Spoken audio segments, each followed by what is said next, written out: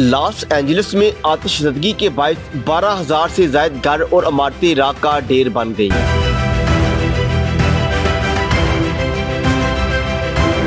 अमेरिकी शहर Los Angeles के जंगलात में खौफनाक आतिशबाजी के बायस 12,000 से ज्यादा घर और इमारतें राख का ढेर बन गई। मीडिया रिपोर्ट्स के मुताबिक मुतासरा इलाकों में हुकाम की जानिब से कर्फ्यू नाफिज कर दिया गया। हुकाम के मुताबिक नुकसान का इब्तदाई तखमीना तकरीबन 150 अरब डॉलर तक पहुँच गया है। अब तक हलाक अफराद की तादाद 11 है, जो बढ़ने का खदशा है। माहिरीन का कहना है कि तेज हवाओं के सबब आग मजीद फैलने का खतरा मौजूद है, जबकि इमदादी कारकुनान जंगलात में लगी आग पर काबू पाने में मसरूफ है। फायर ब्रिगेड के मुताबिक प्लेस्टिस में 21,000 एकड़ रकबे पर फैली आग पर 8% काबू पा लिया गया। ईटन में 14,000 एकड़ अराजी पर सब कुछ जल गया, वहाँ 3% आग पर काबू पाया गया। हरस्ट में 37% और लेजिया में 75% आग पर काबू पा लिया गया।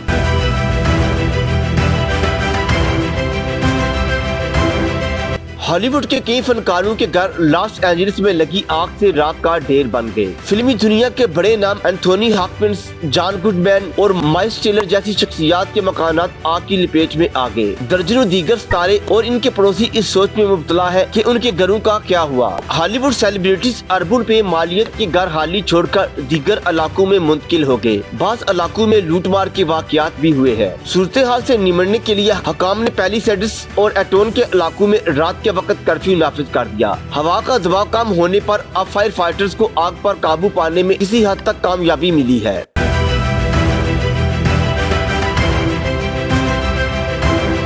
मजीद वीडियो के लिए देखते रहिए HDN।